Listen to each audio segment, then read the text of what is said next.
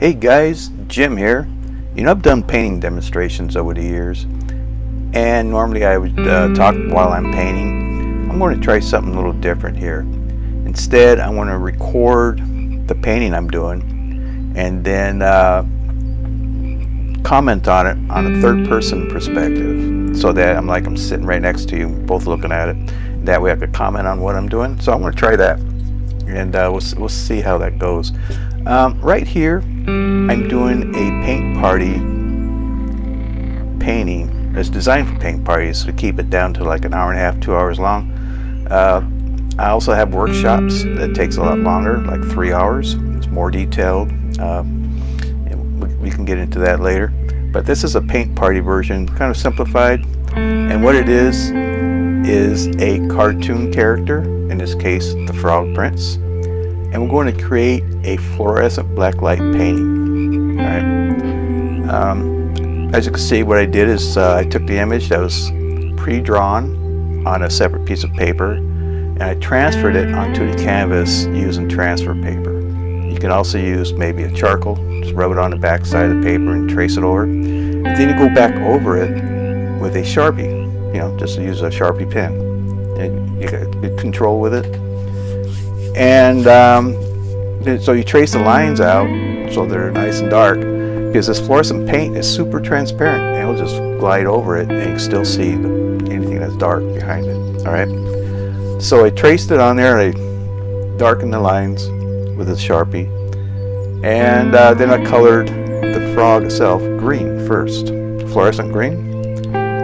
Okay, once the entire frog was done, then I started on the background, mainly the fluorescent pink on the bottom, and then I worked it. Started at the bottom, then I worked it up toward the top, and then fluorescent purple on the top. I started at the top, of course, and then worked my way down into the pink. All right, and being careful to stay on the outside of the line of the frog. You just fill in the space real lightly. There's going to be a lot of brush marks. Don't worry about that, because this is, like I said, a transparent paint, and so you'll see those brush marks real easy when you're painting. This is just the first coat. We'll be putting like 2 background coats, I believe, maybe 3 frog coats, But anyways, once you get the background put in, you then start filling in the first coat with all the colors. That right here, the crown. You think gold or something like that, I guess fluorescent yellow would be a good choice, or whatever color you want to choose, whatever you have. Starting on the second coat of the frog, fluorescent green, and you can see how it darkened it and it made it more intense. Each coat you put on with this fluorescent paint gives it a little extra glow. Just makes it the glow more powerful, makes it last longer too.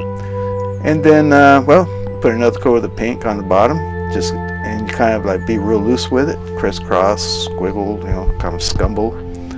The purple on top, do the same thing, put another coat, and you work it into the pink so they kind of cross over each other. Pick up some of that purple. Oh, by the way, I've been using that flat brush all the time. This is, I'm pretty sure, a 1/2 inch flat brush, no bigger than a 3/4 inch, that's for sure. See, with the purple, I pulled up some little grassy areas, kind of behind and to the sides, little blades, Here I'm putting another coat of green because it's dried by now. So each coat, make sure it's dry before you put the next coat over it. It has to be dried. Here's another coat of yellow, going right over the crown. Just gives it a more intense look, because it is transparent. So you need a second coat, and make it glow a lot better.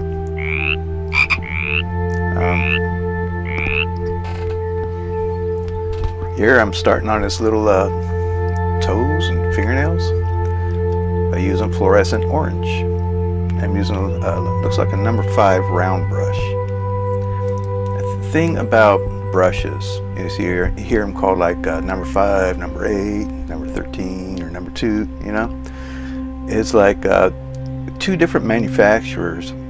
A number 5 will be a different size. So it's only within that manufactured set of brushes is where the numbers mean anything.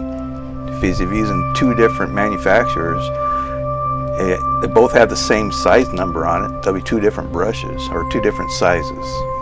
Yeah. So when I say number 5, it might be actually a number 4 in a different manufacturer, or number 6. You know, so it's a fairly small brush, round brush. There I put black on the bottom, and then that center part, I decided to slide some purple right across there. Right here it's just going to be a single coat. It's okay to let the black blend through it. Definitely you cover the black area with some blue, fluorescent blue, including the bottom. And remember, that blue is super transparent. You can see that black poking right through, but when you turn on that black light, that blue is going to just explode. Now I'm starting on the black, mainly the outlines. And line, you know, when you see a black light painting back in the day, you notice there's a lot of black, right? We have like bright color and everything, then you got this solid black. It's that contrast that makes a black light painting work, especially if there's no black light on it. You know, you need that high contrast. So what you're doing here is with black is you're defining the line and you're giving the line dimension. So consider the light's coming from the upper left corner, it's coming down, right? Then everything on the right side of the frog, or on our right, his left, would be darker than the side facing the light, right? So the line on the far side needs to be wider, making it darker. And the line toward the light needs to be thinner, making it lighter. I say that's basically what you're doing. It's just increasing the width of the line and shrinking it according to where the light source is coming from. Got that little pocket right there. Put solid black using paint. You can do the line in whatever tool. It's like you can use a paint pen, a Sharpie, or a brush and paint. You know, just make sure that if you're using like a Sharpie, that the paint is dry. It's got to be super dry. Using the same black and a flat brush, I'm just pulling up some little grassy areas using the edge of the flat brush, because you can get a really thin line with those things.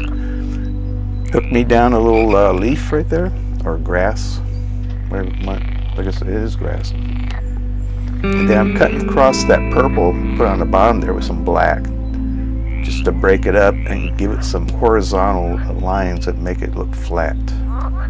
There's interesting little patterns right there. Don't do too much, because you want that purple to show through. Now we're going to do an underpainting thing here, where we brighten up that top blade of grass, bring it around. It's where light would hit it, or maybe not, but it gives it dimension. It separates it from the other piece coming up. So we put some just straight white. We'll be coming over that with a fluorescent color as soon as that dries. And we do the same thing on this other leaf. You just pull the brush on the thin side and you twist it, widen it, and twist it again, and make it close. Maybe a couple of these smaller pieces, you do the same thing. That's down toward the bottom. Then after it dries, then you mix, that's what I do. Oh yeah, I mix some green and blue to make a blue-green to darken it. That way it separates the color from the frog. And I just covered the white on the, and then you sign it, and then you're all done. But anyways, this was just a experiment, really, see if this is a good format. I invite you to my website, herstopresto.jimdo.com. I do paint parties in Lumberton, North Carolina, and I'm also doing workshops, which is a little bit longer, but you get more into like technique and method and stuff like that. And paint parties are mainly just a fun thing where we just do a painting together, and at the end of the day, you're good with it. You have a good one.